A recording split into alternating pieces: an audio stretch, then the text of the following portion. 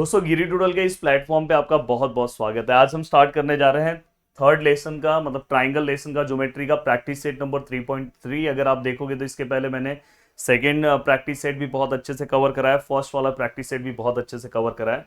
अब चलते हैं दोस्तों, वन बाय वन चीज़ों को सॉल्व करने की कोशिश करते हैं, पर उसके पहले कुछ बेसिक चीज़ें मैं आपको बता देना चाहता हूँ। कभी भी कोई भी अगर इस जो प्रैक्टिस सेट में मोस्टली जो सम आप सॉल्व करोगे, दो कॉन्सेप्ट इसके अंदर बहुत ज्यादा इंपॉर्टेंट है। तो सबसे पहले कॉन्सेप्ट की बात कर लूं। कहीं पे भी अगर आपको ऐसा ट्राइंगल दिखाई दे और अगर दिखाई दे कि भाई इसके दोनों साइड सेम है, अगर समझो ये वाला एंगल 10 डिग्री है तो ये वाला भी एंगल दोस्तों 10 होगा। तो ये पहला कॉन्सेप्ट आपको पता होना चाहिए। कहीं पे भी अगर समझो ये ट्राइंगल ऐसा है तो कोई दिक्कत नहीं, अगर ये दोनों साइड सेम है, ये एंगल अगर 50 है तो ये भी कितना होगा दोस्तों 50। तो पहला कॉन्सेप्ट आपको ये पता होना चाहिए। दूसरा कॉन्सेप्ट दोस्तों, चलो सम स्टार्ट होगा तो मैं बता रहा हूं, पहला सम स्टार्ट कर देते हैं पहले कॉन्सेप्ट पे। देखो, find value of X and Y, information given below, find the measure of angle A B D. A B D मतलब ये पूरा निकालना है, और ए सी डी। तो अगर आपको एक्स मिल गया तो इसको साथ प्लस कर दो, वाई मिल गया तो इसके साथ प्लस कर दो, आपका काम हो गया। तो दोस्तों यहाँ पे हम क्या करेंगे, यहाँ पे देखो सबसे पहले बात, मैं इन ट्राइंगल, ऊपर वाले ट्राइंगल का नेमिंग क्या है दोस्तों, ए बी सी। प्लीज याद से चैनल को सब्सक्राइब कर दो। नीचे याद से, अगर आप 9th के स्टूडेंट हो तो कमेंट करना, जिससे हमें पता चलेगा यार 9th के स्टूडेंट चैनल पे हैं, जिससे हम लगातार आपके लिए अच्छे वीडियोस बनाते रहेंगे। अब यहाँ पे अगर आप ध्यान से देखोगे तो यहाँ पे आपको दिया है दोस्तों ए बी जो है वो कॉन्ग्रुएंट है। यहाँ नहीं दिया है, पर यहाँ पे देखो मार्किंग से, डबल मार्किंग मैंने आपको सिखाया है, ऐसा डबल मार्किंग दिख रहा है, मतलब ये वाला साइड इसको क्या है, कॉन्ग्रुएंट है। तो ये वाला साइड इसको इक्वल है, या तो कॉन्ग्रुएंट भी आप कंसिडर कर सकते हो एसी को। ये मैं क्या कर रहा हूँ, गिवन। अगर साइड अगर इक्वल है तो इससे ये पता चलता है कि उसका बेस एंगल भी इक्वल होगा। एंगल का नाम क्या है दोस्तों, ए बी सी। तो हम क्या लिखेंगे दोस्तों, A B C equal to, इस एंगल का नेमिंग क्या आएगा दोस्तों, ए सी बी। आप डायरेक्ट नहीं लिख सकते हैं, ये चीज ध्यान रखना। ए सी बी यहाँ पे हम लिख रहा हूं आइसोसेलेस ट्राइंगल थियरम। तो दोस्तों ये आप डायरेक्ट नहीं लिख सकते, ये चीज का ध्यान रखना, नहीं तो बहुत सारे लोग इसको अगर डायरेक्ट लिख देंगे तो प्रॉब्लम हो जाएगा। अब ए बी सी, और यहाँ पे क्या दोस्तों, ए सी बी। ए बी सी का वैल्यू कितना है दोस्तों, एक्स है, और इसका वैल्यू कितना है दोस्तों 50 है। तो इससे हमें एक तो क्लियर कट आंसर आ गया कि एक्स का आंसर कितना है दोस्तों 50 है। अब सेम दोस्तों यही सेम फंडा मैं बाजू में सॉल्व कर रहा हूँ, आप प्लीज नीचे सॉल्व करना। अब देखो मैं नीचे वाला पार्ट ले रहा हूँ, नीचे वाले ट्राइंगल का नाम क्या है दोस्तों, बी डी सी। यहाँ पे अगर आप देखोगे तो बी डी जो है इक्वल है किसको, इक्वल है सी डी को। ये क्या है दोस्तों, आपका गिवन है। अगर ये इक्वल है तो इससे ये पता चल रहा है कि यहाँ पे देखो डी बी सी, यहाँ पे angle D B C equal to D C B. D C B यहाँ पे आप क्या लिखोगे, आइसोसेलेस ट्राइंगल थियरम। तो यहाँ पे आपने आइसोसेलेस ट्राइंगल थ्योरम यहाँ पे मेंशन किया। अब आइसोसेलेस ट्राइंगल थ्योरम से D B C equal to क्या हो गया दोस्तों, डी सी बी हो गया। अगर सपोज ये 60 है तो ये कितना होगा भाई, 60 होगा। मतलब ये वाले एंगल का नेमिंग क्या दिया है उन्होंने, 60 दिया है, और इस वाले का नेमिंग क्या है दोस्तों, वाई। तो हमें ये पता चल गया कि वाई का वैल्यू कितना है दोस्तों 60। तो पहला क्वेश्चन तो आपने सॉल्व कर दिया दोस्तों, एक्स एंड वाई, कोई दिक्कत नहीं है। अब नेक्स्ट बारी क्या है दोस्तों, अब नेक्स्ट बारी है दोस्तों, हमें क्या निकालना है, ए बी डी निकालना है दोस्तों, ए बी डी।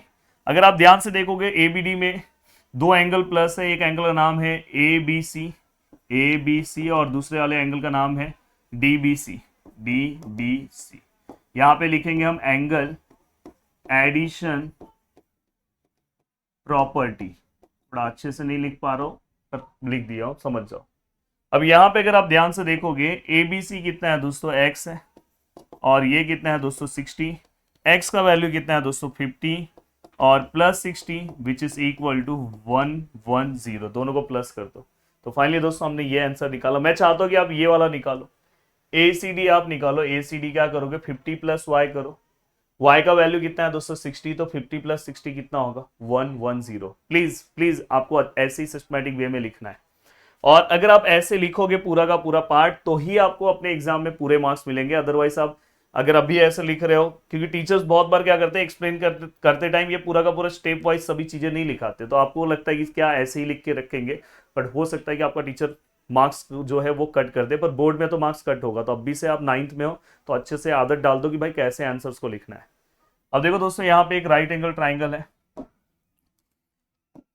अब यहाँ पे अगर आप देखोगे length of the hypotenuse of right angle triangle is 15। Hypotenuse मतलब दोस्तों ये होता है, ये 90 है, ए बी सी।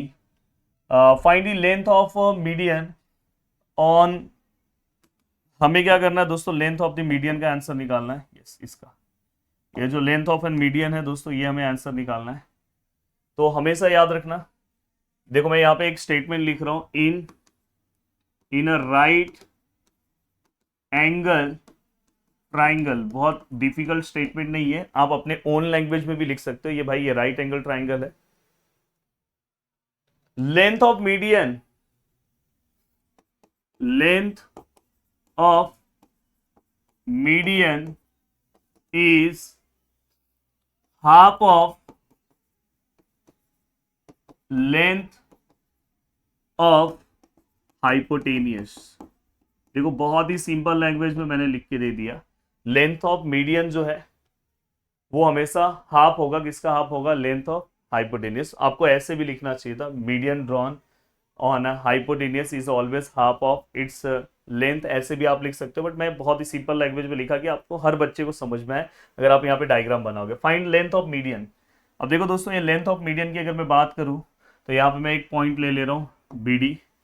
तो यहाँ पे अगर मैं बी डी की बात करूँ, आप स्टार्टिंग में लिख लेना, let B D be the median. क्या होगा दोस्तों, हाफ होगा, किसका हाफ होगा, हाइपोटेनियस कौन है दोस्तों, ए सी है। और स्टार्टिंग में आप देखो, थोड़ा बहुत मैं लिख दे रहा हूँ, इन ट्राइंगल, ट्राइंगल का नाम क्या है दोस्तों, A B C. Measure of angle B which is equal to 90 degree. B D is the median, ये सब लिखना जरूरी है। And A C is the hypotenuse. भाई बस एक रिक्वेस्ट है, सेगमेंट आगे मेंशन कर लेना प्लीज। अब देखो दोस्तों, यहाँ पे BD का अगर मुझे वैल्यू निकालना है तो क्या आएगा दोस्तों, हाफ। हाइपोटेनस का वैल्यू क्या है दोस्तों, AC। तो यहाँ पे क्या आएगा, हाफ। AC का वैल्यू कितना है दोस्तों, 15। और दोस्तों इसको डिवाइड करना भी यहाँ पे मैं सिखा रहा हूँ, डायरेक्ट आंसर 7.5 नहीं लिखूंगा, देखो डिवाइड करना सिखा रहा हूँ। 2 7 14 और 5 - 4 1, 1 - 1 0, फिर यहाँ पे एक 0 लूंगा, यहाँ पे पॉइंट आएगा, 2 5 10 and which is equal to 0। Finally हमारा जो आंसर है दोस्तों कितना आएगा, 7.5 सेंटीमीटर। नहीं है सब में, तो हम क्या लिखेंगे दोस्तों, यूनिट्स। और यहाँ पे हमारा किसका आंसर आ गया दोस्तों, BD का। बहुत ही अच्छे तरीके से हमने BD को सॉल्व कर दिया। अब चलते हैं दोस्तों थर्ड क्वेश्चन की ओर। अब देखो थर्ड क्वेश्चन भी ऐसा ही क्वेश्चन है, सब कुछ देखो यहाँ QS इज अ मीडियन सब कुछ दिया है, बट एक मैटर बहुत बड़ा रहेगा। तो सबसे पहले एक राइट एंगल ट्राइंगल, यहाँ पे अगर आप ध्यान से देखोगे, चलो मीडियन भी ड्रॉ कर दे रहा हूँ। यहाँ पे अगर आप ध्यान से देखोगे तो Q 90 है, पहले 90 का मेजरमेंट लिखा करो। देन यहाँ पे अगर आप देखोगे तो यहाँ पे क्या आएगा दोस्तों, PQ कितना है दोस्तों, 12। और PQ 12 है, QS is a median, Q 90 है। देखो यहाँ पे एक रॉन्ग हुआ, देखो यहाँ Q कैसे 2 बार आया, इसीलिए इस तरह से नेमिंग नहीं है। Q यहाँ पे हो गया तो यहाँ पे क्या बचेगा, PQR R। और PR हमें दिया नहीं है दोस्तों, तो इसलिए नेमिंग लिखते टाइम बहुत सारे लोग ऐसे डायरेक्ट लिखोगे ना तो मिस्टेक होने के चांसेस रहेंगे, तो ये चीज का ध्यान रखना। तो यहाँ पे देखो PQR मैंने लिखा, अब PQ कितना है दोस्तों, 12 है। अब 12 यहाँ पे लिखो। QR अगर आप लिखोगे कितना है दोस्तों, 5 है। हमें क्या करना है दोस्तों, QS इज अ मीडियन है, हमें QS का आंसर चाहिए। अब दोस्तों ये आंसर कैसे मिलेगा, देखो राइट एंगल ट्राइंगल अगर आपको इसके अंदर मीडियन दिया है तो आपको मैंने बोला कि हाइपोटेनस चाहिए। भाई हाइपोटेनस निकाल सकते हैं, 7th क्लास में पढ़ा है पाइथागोरस थ्योरम, तो उससे हम हाइपोटेनस निकालते हैं और उसका हाफ कर देंगे तो अपना आंसर आ जाएगा। तो देखो सबसे पहले 7th क्लास की तरह सम सॉल्व करना है। In triangle PQR, measure of angle Q which is equal to 90 degree by Pythagoras theorem. Pythagoras theorem क्या बोलता है दोस्तों, हाइपोटेनस इसमें कौन सा है दोस्तों, PR है। तो यहाँ पे आप हाइपोटेनस का स्क्वायर लोगे इक्वल टू, वन साइड मतलब PQ का स्क्वायर, अदर साइड मतलब दोस्तों QR का स्क्वायर। अब यहाँ पे अगर PR अगर आप ध्यान से देखोगे तो PR नहीं पता है दोस्तों कितना है, PQ पता है दोस्तों 12 का स्क्वायर है, QR कितना है दोस्तों 5 का स्क्वायर है। Then PR which is equal to 144 plus ये कितना आएगा दोस्तों 25 then P R which is equal to 169, then P R which is equal to under root of 169, ये स्क्वायर वहां पे जाएगा, रूट होगा, and then P R which is equal to 13 centimetre है क्या सब में यूनिट्स। तो ये भी अपने को पता चल गया कि इसका आंसर कितना है दोस्तों, 13 यूनिट्स। अब एक्चुअल में हमने इसका आंसर 13 निकाल दिया, तो अब आराम से वो लाइन लिखोगे, in a right angle triangle length of the median is always half of length of the hypotenuse. Then इसके बाद दोस्तों आप लिखोगे लेंथ ऑफ क्यू एस, अगर मैं निकाल रहा हूँ तो वो हाफ आएगा, किसका, लेंथ का हाफ आएगा दोस्तों, पी आर का। अब यहाँ पे हाफ ऑफ पी आर कितना है दोस्तों, 13। अभी जैसे मैंने पीछे डिवाइड किया तो इसको आप डायरेक्ट कर सकते हो 6.5, तो यहाँ पे मैं डायरेक्ट लिख रहा हूँ। आप डिवाइड कैसे करते हैं मैंने जस्ट पीछे इसके प्रीवियस सम में एक बताया है। अब दोस्तों यहाँ तक का पार्ट हो गया, तो अब लास्ट वाला पार्ट है, मतलब ये बहुत ही छोटा सा प्रैक्टिस सेट है। अब देखो दोस्तों, point G is the point of concurrence of a median. अब point of concurrence of median है, मतलब मीडियन एक दूसरे को इंटरसेक्ट हो रहे थे, इसको मैं सेंट्रॉइड भी बोल सकता हूँ। और हमेशा याद रखना, तो मैं यहाँ पे लिख रहा हूँ point G is the centroid of triangle P Q R. अब दोस्तों अगर जी को सेंट्रॉइड लूँ तो मैं इसको ले सकता हूँ P T is the median. और दोस्तों एक कॉन्सेप्ट है जो आपने 8 क्लास में पढ़ा था, शायद अभी आप भूल गए होंगे। हमेशा याद रखना, centroid divide the median in the ratio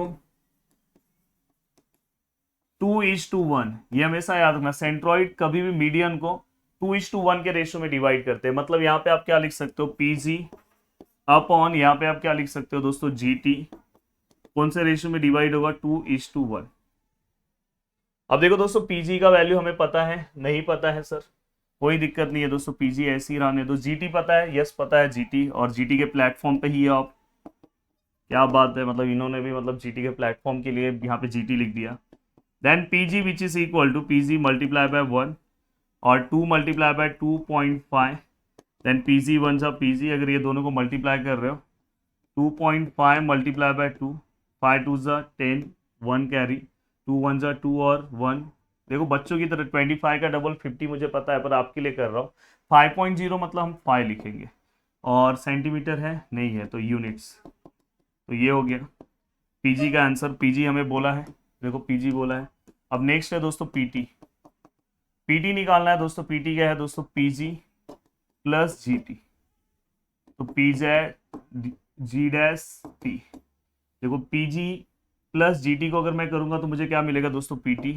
yes, PG कितना है दोस्तों, पीजी 5 है, जीटी कितना है दोस्तों, 2.5 है, और यहाँ पे आंसर कितना आएगा दोस्तों, 7.5 यूनिट्स।